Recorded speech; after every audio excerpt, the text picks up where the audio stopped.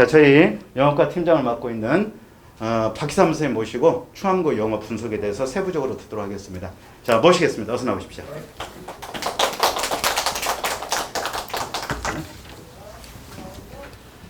네, 어머니 안녕하세요. 네, 충암고 1학년 지금 현재 좀 내신 맡고 있는 박희삼 선생님입니다. 관련해서 이제 먼저는 충암고등학교 내신 출제 경향 먼저 보고요. 두 번째는 이제 예비고일 이제 11월 이제 중반부부터 해서 이제 학기 시작 전 2월까지 어떻게 공부해야 되는지 말씀드리고, 이제 실제 내신 대비 때는 그럼 어떻게 공부를 해야 되고 저희 학원에서는 어떻게 공부를 시키고 있는지 관련해서 말씀드리도록 하겠습니다.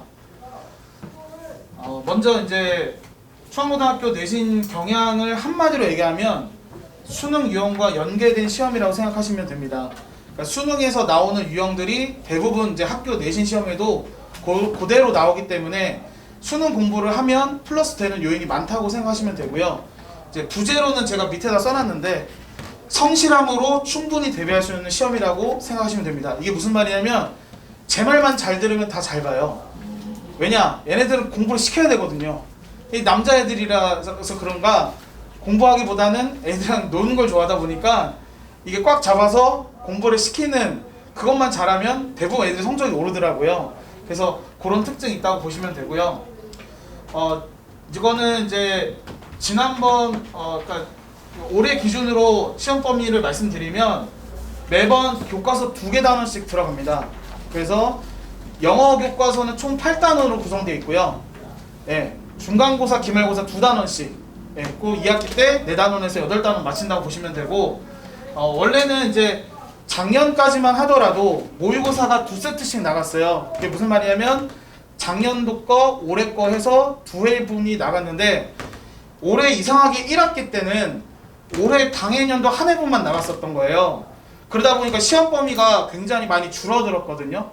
그러다 보니까 잘 보는 애들이 너무나 많이 나와서 요번 2학기 때는 조금 바뀐 게 이렇게 당해년도하고 전년도 2회분이 이제 시험 범위로 이제 반영이 됐는데, 원래 전통적으로 이제 계속 원래 충암고는 항상 교과서 2개 단원이랑 모의고사 전년도 당해년도 이렇게 2회분 나온다고 생각하시는 게 좋고요.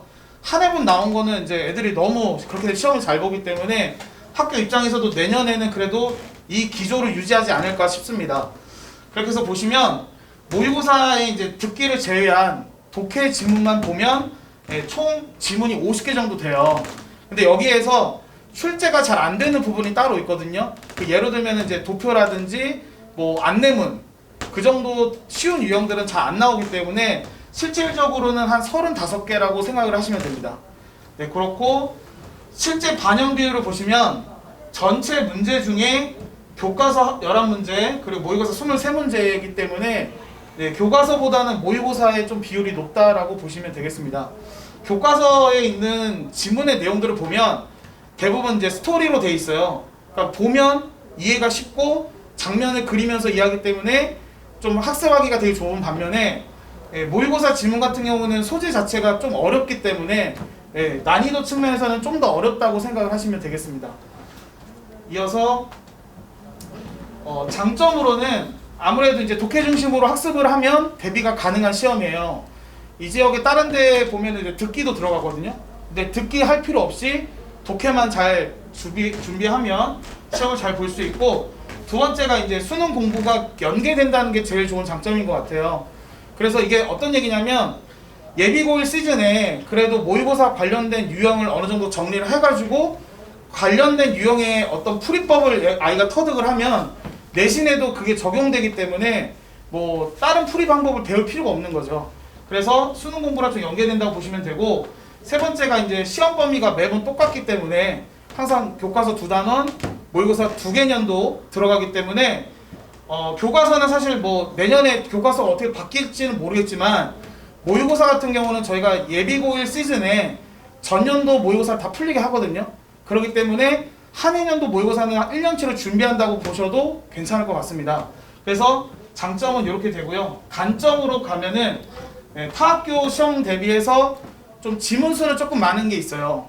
그래서 아이들 입장에서는 아까도 처음에 말씀드렸지만 성실하게 공부한 애가 이제 지문도 제일 많이 잘 암기할 수 있고, 관련해서 문제도 잘 많이 풀 수 있기 때문에 지문수가 좀 많은 게 좀 단점이고, 두 번째가 이제 다른 학교 대비해서 서술형 문제가 좀 적습니다. 보통 3개 아니면 4개 정도밖에 안 나오기 때문에 해당 문항당 100점이 좀 높아요.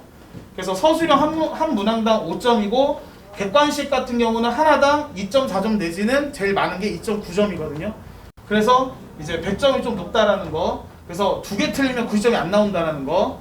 그리고 세 번째는 이제 암기해야 될 문장이 다소 많다는 게 뭐냐면, 대부분 서술형 문항에서 이제 장문 문제가 나오기 때문에 아이들 입장에서는 이제 영작을 해야 되는 게 있고요. 어떨 때는 한글을 줄 때도 있고 또 한글을 주지 않을 때도 있기 때문에 좀 대비해야 될 게 많다고 보시면 되겠습니다. 그리고 이제 교과서 같은 경우는 제가 이제 오랫동안 했기 때문에 교과서 같은 경우는 어디에서 많이 서술형으로 출제되는지 제가 알고 있거든요. 반면에 이제 모의고사 같은 경우는 여러 가지 경우의 수를 좀 생각을 해야 되기 때문에 모의고사 쪽에서 좀 외워야 될 문장이 좀 많다고 보시면 되겠습니다.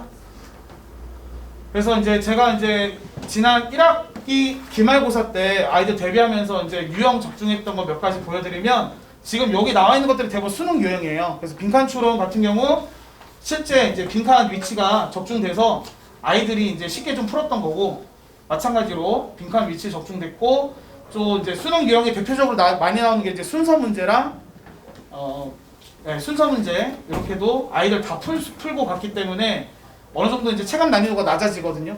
그렇게 보시고, 서술형 문제도 저희가 이제 수업 처음 시작할 때마다 이제 보통은 단어 시험도 보는데 장문 시험도 봐요. 그래서 매번 계속 문장을 암기해서 와야 되기 때문에 이걸 누적해서 하다 보면 아이들 입장에서도 이제 실제 풀 때 좀 이렇게 부담감 없이 이렇게 답을 쓸 수 있었고요. 그리고 이제 여기 같은 경우도 모의고사에 있는 문제거든요. 여기 중에서 제가 요게가 나올 것 같다. 왜냐하면 N으로 시작한 단어가 2개가 나왔는데 요게 똑같은 게 나온 거예요. 그래서 이렇게 해서 이제 어느 정도 좀 선생님, 대비하는 선생님 입장으로서 좀 예측이 가능한 시험이라고 보시면 되겠습니다. 자, 그러면은 이제 지금 여기 있는 페이지는 예비고일 시즌에 어떻게 공부를 해야 되는지 좀 정리해놨는데요. 첫 번째 단어 같은 경우는 고등학교 1학년부터 2학년 모의고사에 있는 단어들을 정리해서 좀 외우는 게 좋습니다. 그래서 실제 이제 저희 학원에서 수업할 때 그 어휘들을 정리해서 자료로 나갈 거고요. 그리고 이제 기존에 이제 우리가 중학교 때 보면 이제 단어 하면 뜻만 외우고 또는 이제 스펠링만 외웠는데, 거기서 이제 벗어나서 아이들이 이제 품사 개념을 잘 모르는 경우가 있어요. 제가 항상 애들 처음 이제 고등부 올라와서 하는 게 품사부터 정리를 하거든요. 명사, 동사, 형사, 부사. 근데 애들이 이제 중학교 때 영어를 배웠지만 제대로 아는 애들은 거의 없어요. 그래서 품사별로 아이들이 정확하게 외워야지만, 나중에 뭐가 문제가 되냐면 앞에 여기 빈칸에 들어갈 단어가 이게 명사인지 또는 동사인지를 알아야지 늘 수가 있거든요. 그래서 그냥 외우는 게 아니라 품사를 구분하면서 외워야 되기 때문에 품사를 분별해서 암기할 수 있도록 그렇게 공부를 진행해야 되고, 그리고 세 번째로는 저희가 이제 저 같은 경우는 이제 단어 시험 볼 때 어머님도 다 아시겠지만 이제 단어 옆에다가 뜻 쓰는 거 많이 보셨잖아요. 그것뿐만 아니라 모의고사 지문에서 특정 어구에다 밑줄을 쳐가지고 해석을 쓰라고 하거든요. 그래서 문맥까지도 좀 문장으로 어휘가 숙지되게끔 그렇게 가르치고 있습니다. 그 두 번째는 우리가 이제 보통 이제 고등학교 올라오기 전에 문법을 또 다시 해야 된다라는 얘기도 들어보셨을 거예요. 근데 이제 문법이라는 게 애들이 중학교 1, 2, 3학년 때 배운 게 다 문법이거든요. 근데 그 내용이 사실 고등학교 때 똑같아요. 똑같은데 그 고등학교 때는 어떻게 배우냐면 문장으로 학습한다고 보시면 되거든요.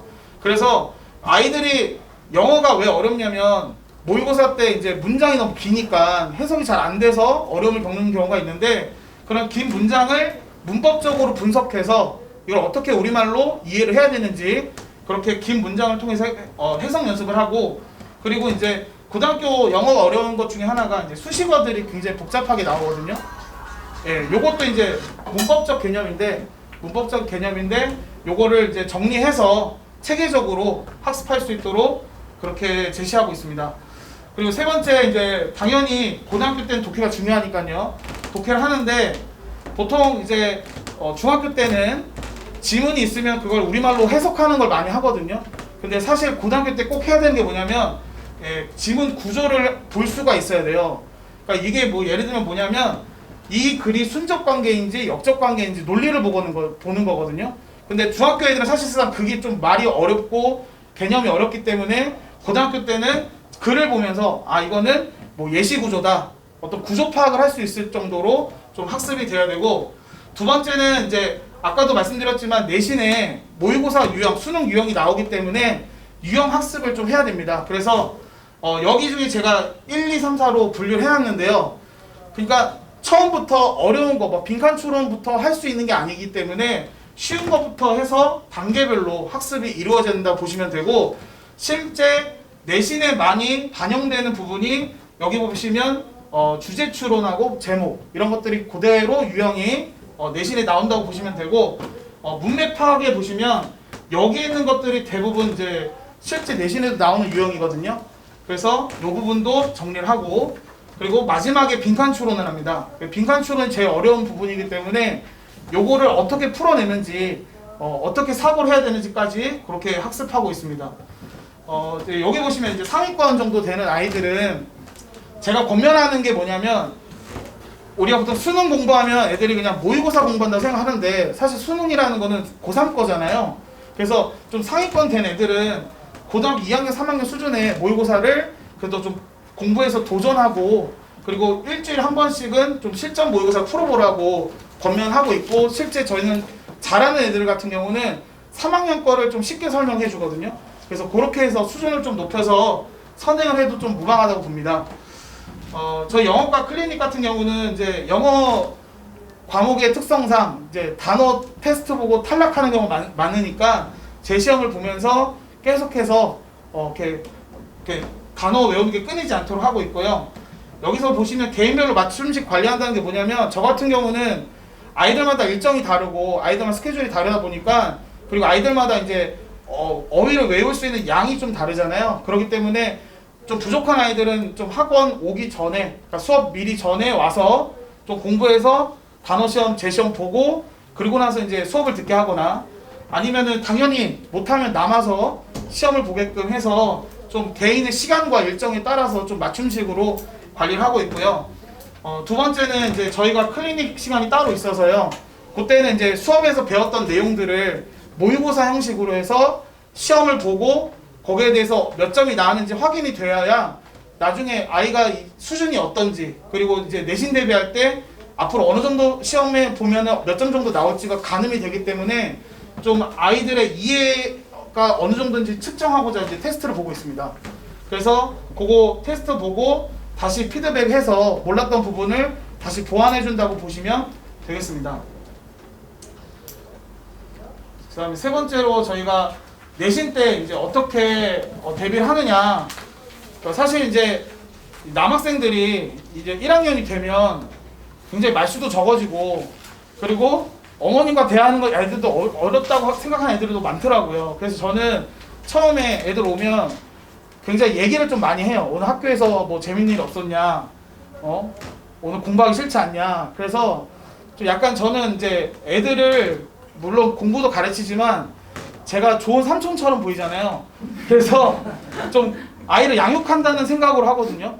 네, 그래서 아이들 보면 말수도 적고 뭐 소극적인 아이도 좀 있는 것 같아서 말도 많이 시켜보고, 가능하면 저랑 좀 라프 형성을 많이 할 수 있도록 그렇게 먼저 만들어 놓고 수업을 진행하거든요.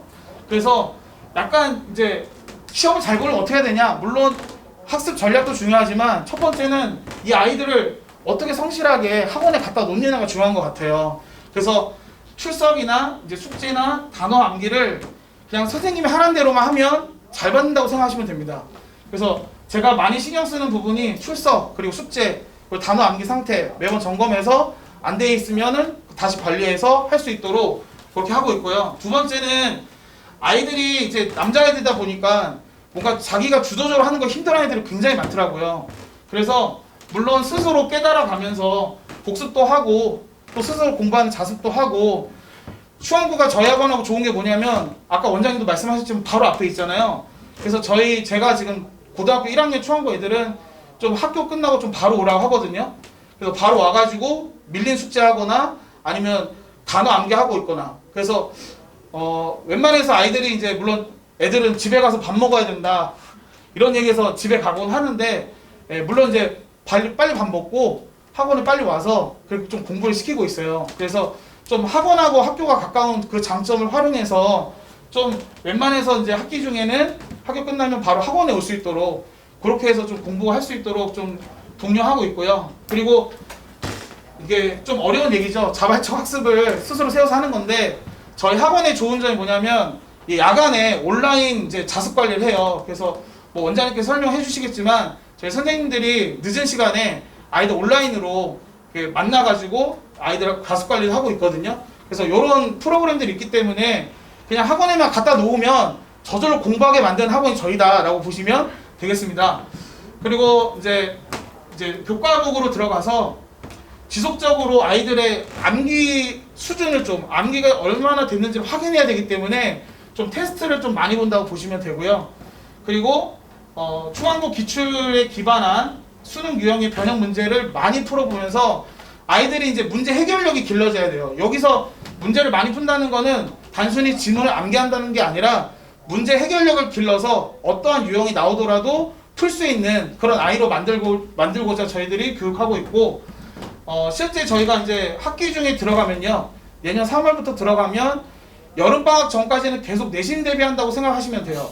보통은 이제 중간고사 끝나고 기말고사 그 전에 텀이 있다고 보시는데 중학교 때는 그랬거든요. 중간고사 끝나고 기말고사 전까지 한 2주나 3주 정도 텀이 있는데 저희는 그냥 바로 그냥 기말고사 들어가거든요. 그래서 중간에 이런 해이해진 그런 마음 없이 그냥 학기 중에는 계속 시험 대비한다 생각하시고 그렇게 저희가 관리한다고 보시면 되고요. 두 번째는 이제 저희가 이제 제가 중앙고를 한 3년 좀 넘게 해가지고요. 어느 정도 데이터나 이런 문제들 그리고 선생님들이 어떻게 내시는지 경향을 좀 잘 파악하고 있어서 관련된 문제로만 제가 이제 교재를 따로 만들고 있어요. 저희 학원의 좋은 점은 그래도 선생님들이 연구한 자료로 그 학교에 맞게 교재들을 만드시거든요. 그래서 중앙고에 맞는 그런 교재로 아이들을 공부한다고 보시면 되고요. 그래서 이제 보통 어학원 같은 경우는 옆에 이땡화 어학원이 있어요. 거기에 보면은 그냥 단순히 암기만 시키더라고요. 계속 그냥 암기 못하면 빈칸 단어 못 쓰면 남기고 이러는데 저 같은 경우는 이제 고등학교 때는 문제 해결력이 제일 중요하기 때문에 훨씬 더 그냥 많은 시험 유형에 나오는 문제들로 더 많이 학습하는 게 더 효율적이라고 생각하거든요.